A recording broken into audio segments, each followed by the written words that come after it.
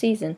This year, coach is also a math teacher and decided to have fun with his player. This is what he posted. Macy scored 4 times as many goals as Aaron. So we don't know what Aaron is. We give it the letter X. Okay, or N or whatever. Macy scored 4 times Aaron. Okay. So Macy is 4 times Aaron. Aaron is X. Okay? Now, Carly scored 2 less than, then you flip, Macy. So subtract 2, subtract Macy. Okay, so Macy is 4x. So 4x for Macy. Minus 2. That is for Carly.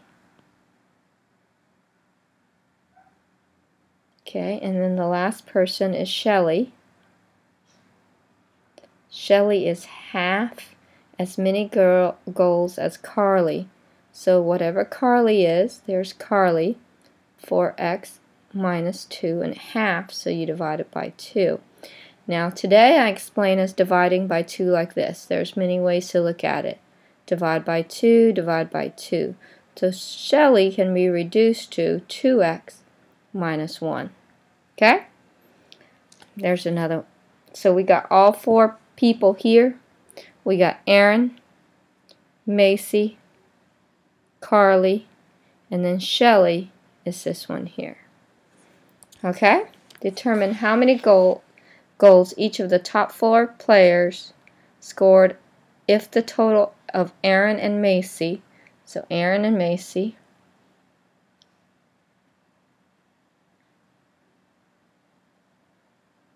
is equal to the total of Carly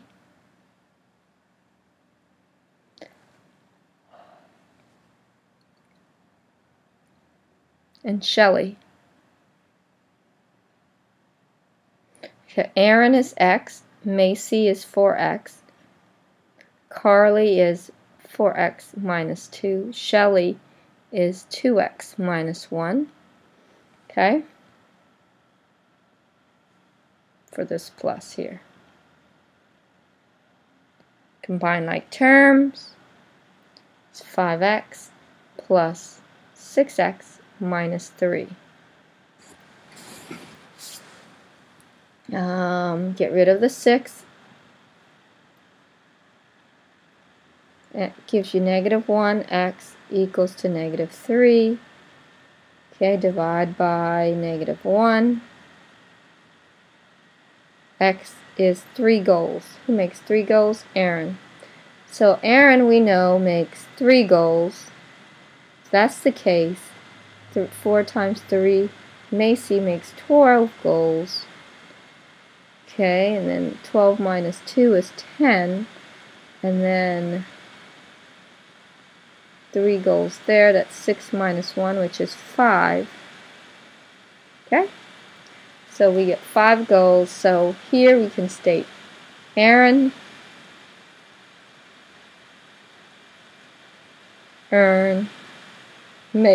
made 3 goals.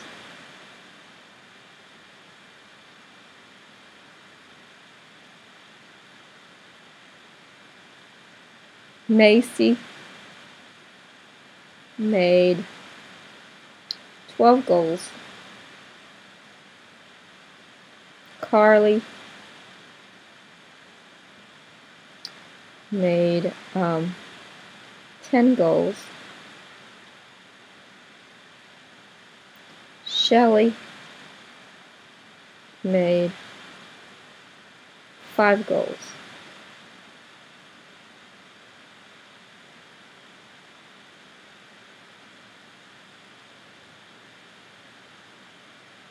Okay? Oh gosh, that food is settling in on me. Okay, number 2. Make the above equation no solution.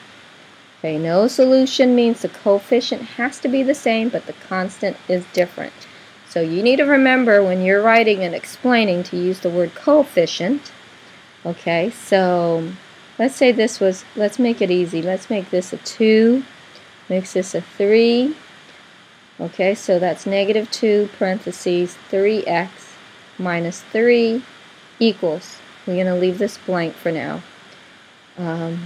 Let's distribute first, that's negative 6x.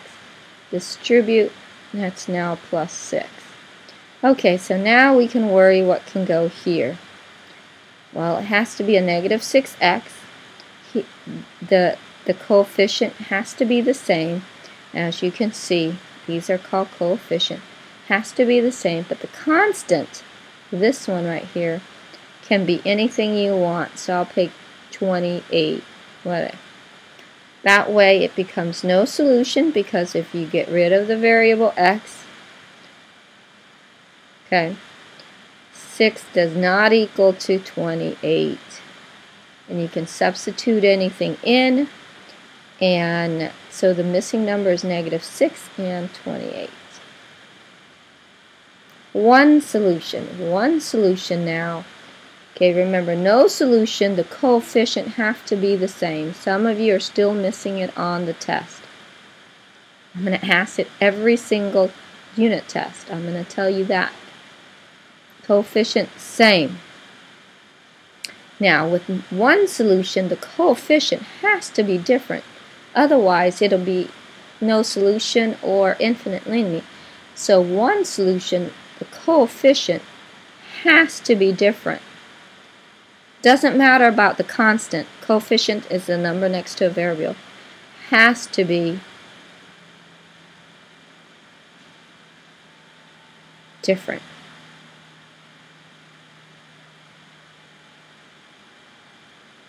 Okay, so that means I'm going to erase up here. I'm going to look at it again.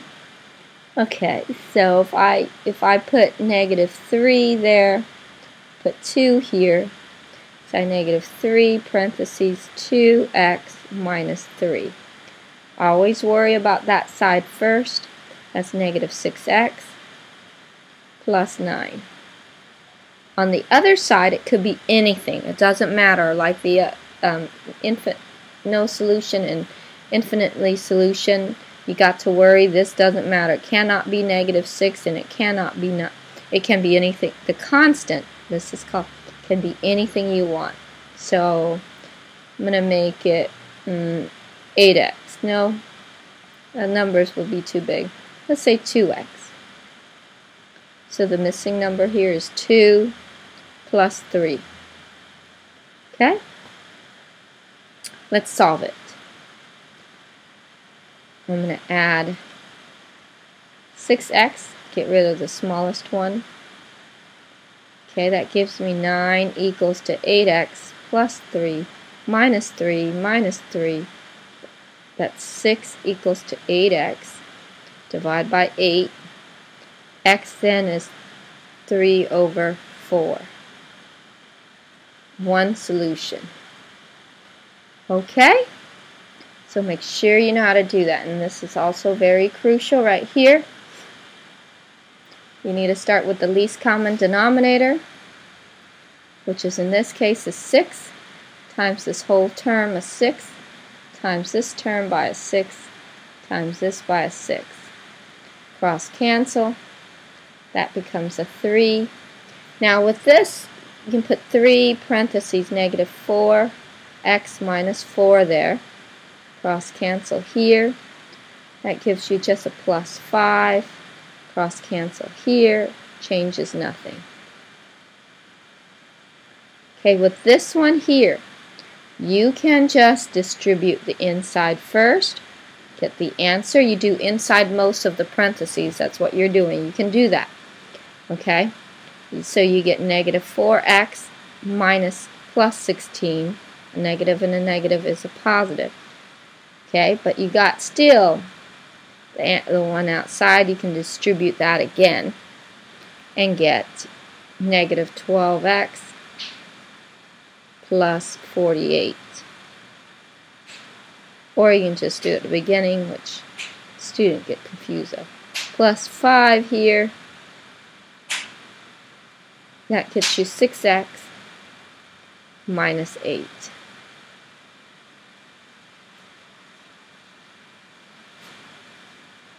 Alright, combine like terms here. These right here, they're alike. Combine them. 53 plus negative 12x. That's 6x minus 8.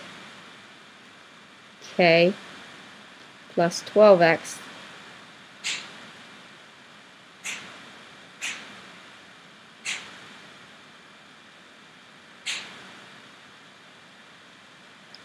So you have 0. Add 8. Add 8. 61 equals to 18x. Bryce, you need to do your homework, son. Divide by 18. Your answer, 18 and 2. Oh, gosh. Well, I don't want to have to think. 61 divided by 18 is how many times? Closest is 3. Okay, let's find the remainder. 18 times 3 is 24, 54. So our remainder is 6, 7. Okay, so your answer is 3. Remainder 7 over 18 is my variable x. Okay, this is one solution. Okay. That's the front page.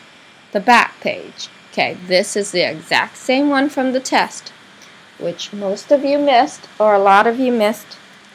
I don't think anyone got a perfect score. A lot of you did a good job at explaining some of them. Partial. It's going to be on the next unit test for sure. Because understanding how to read a graph is very important. Every graph has a meaning, really. Except today we're practicing learning how to graph, but using rate of change, which is also slope. Okay, let's answer number 1 here, right here. Answer this question right there. Put a dot there. The initial value, okay, let's put initial value.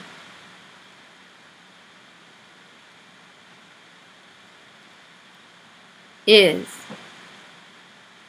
15 right here. Okay, that's 0, 15.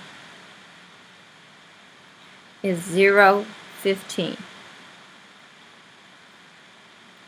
What does it mean? Okay, the dependent variable 15 means the dependent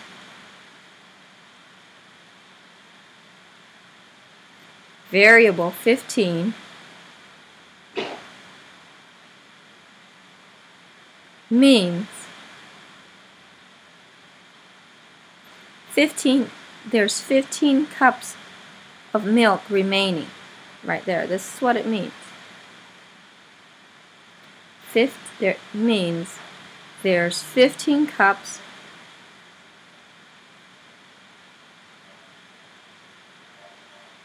of milk remaining.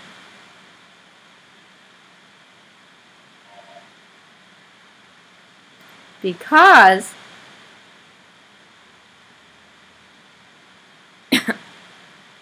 there is 0, you have, because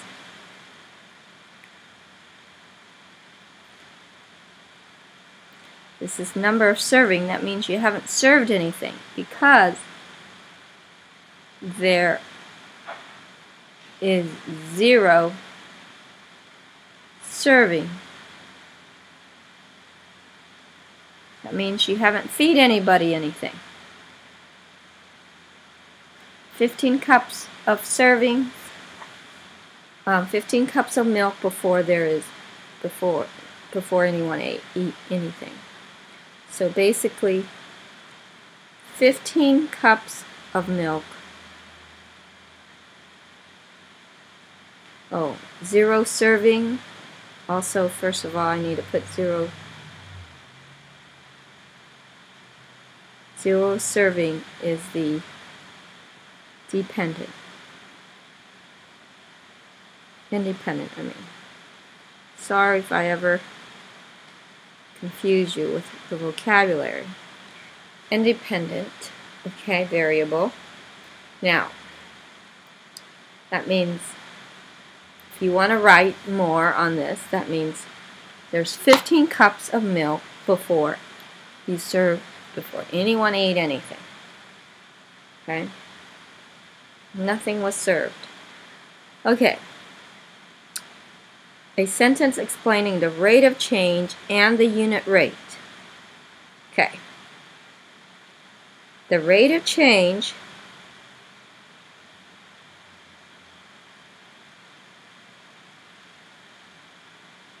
is, okay, let's do the rate of change. We'll do there and to there. So that's 212. This is x1, y1, x2, y2. 12 minus 15. Remember, the formula is y2 minus y1 over x2 minus x1.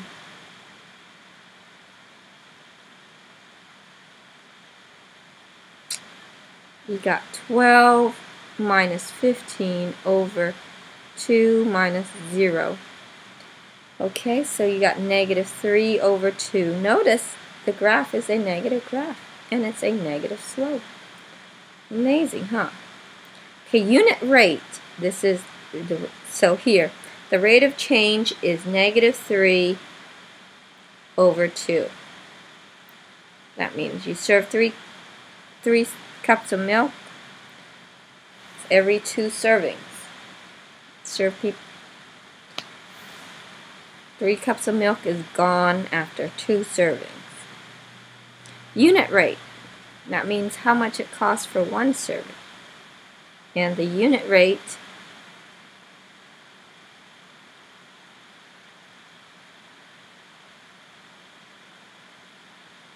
you divide these two together. This is rate of change. Unit rate is all you do is you multiply 3 by 2, whatever this is.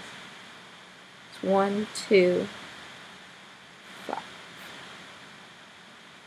1.5 over 1.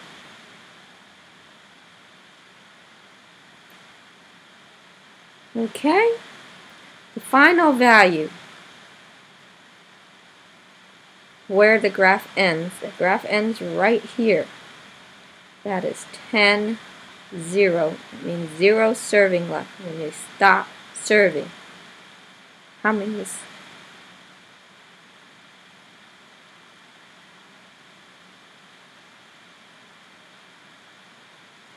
Okay. 10, 0. 10, 0. Okay, it took 10 servings to completely empty out 15 cups of milk. The final value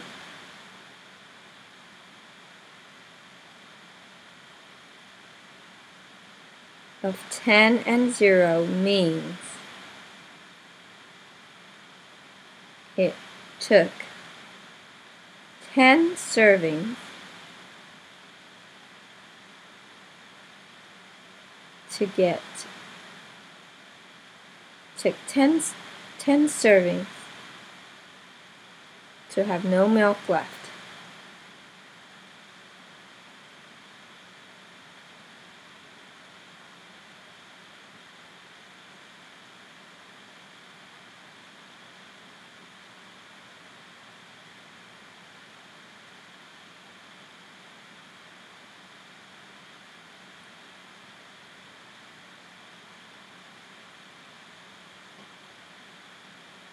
Oh, what am I doing? Okay, we're done with the review. Okay? This is left. I'm sorry for the food I ate when I got home. Okay. Graphing. Identify the slope and the y-intercept. Slope, this remember is already in slope-intercept form. M in this case is 1/2. B is 1. So you go to B, put 1, that's y-intercept. B is y-intercept. 1 is right here. Okay? And the slope is up 1, right 2. Up 1, right 2, put a dot, erase that line. Up 1, right 2, put a dot, erase. Okay, but you start at the y-intercept, up 1 over 2, up 1 over 2, up 1 over 2. Okay. Connect. You ran out of room, so you can go down the other way and keep it in line. Don't down 1, left 2. Okay, then connect the dots and put arrows letting people know that you can continue this way forever. That's 1. Here's 2. Okay, so my slope here is this one next to the coefficient, -1 over 3. The y-intercept is -3. Okay, here's y. I'm going to number these. 2, 4, 6.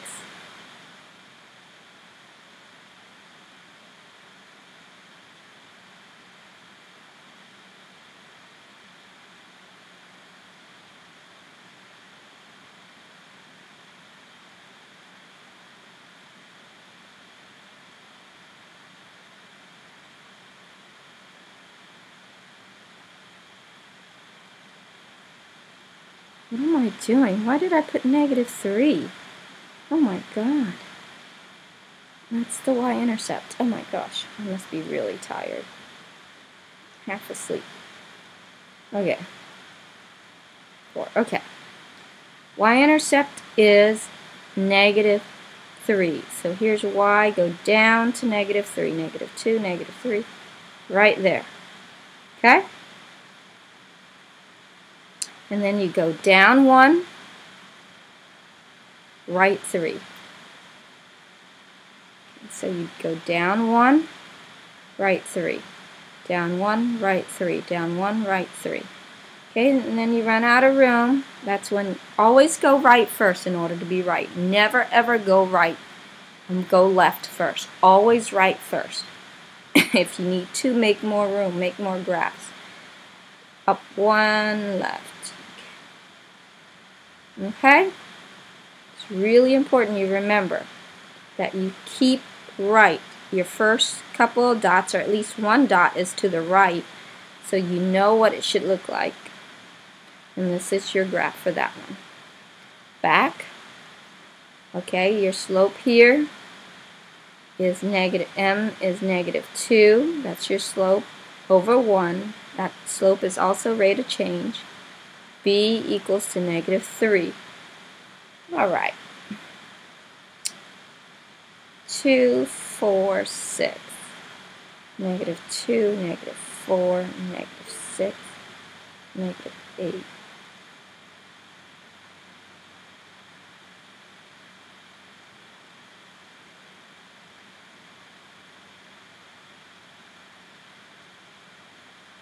Okay. Y-intercept is at -3. So you go down to all the way to -3. Put a dot there. Okay, get rid of that line. That's your starting point. -2, your slope is -2. It means down. And remember, you turn right. Down 2, right 1.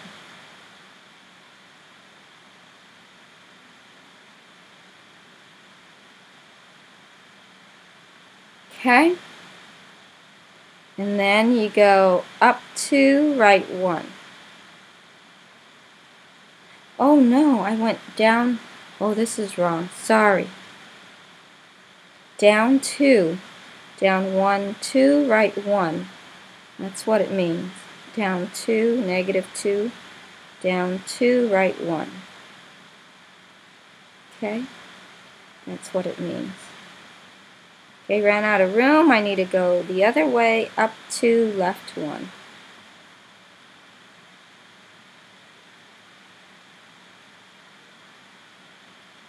Okay, graph it. Put arrows at the end because if these graphs went on forever, we can use the rate of change, or what we call slope, and work on it forever. Okay, next one. Ooh, slope is 3/4, this one. That means up 3, right 4. And you start out at the y-intercept at -7. Okay? So -7, -2, 4, 6. Okay, -7 is right there. And from there you go up 3, 1, 2, 3 over 4.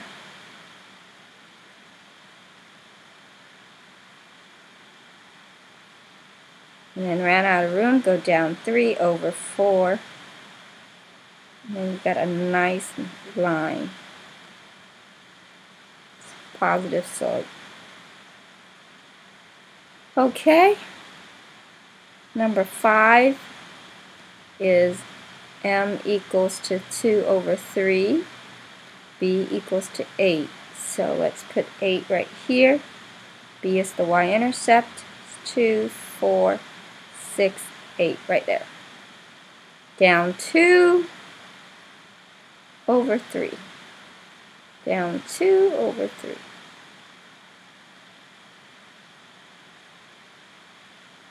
Okay, ran out of room.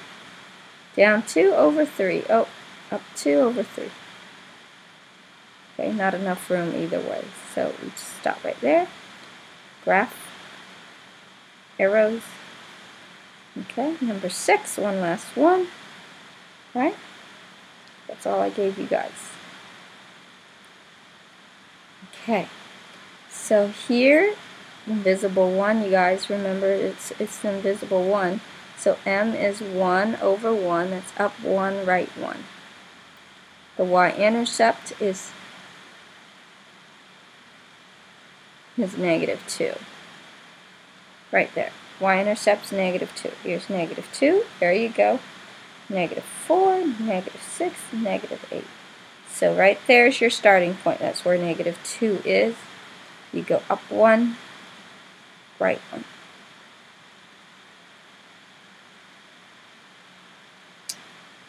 Up 1, I'm sorry, right 1. I'm just tired. Okay, up 1, right 1. That's okay, run out of room, go down 1, left 1.